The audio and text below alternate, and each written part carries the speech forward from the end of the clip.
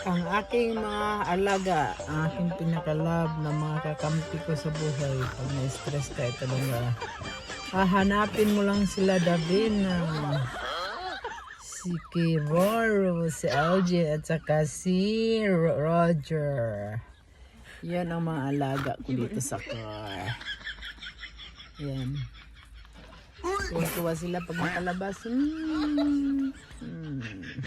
Lagi nila akong binabantayan na. Okay, bantayan niyo ako, ha. Bantayan tayo.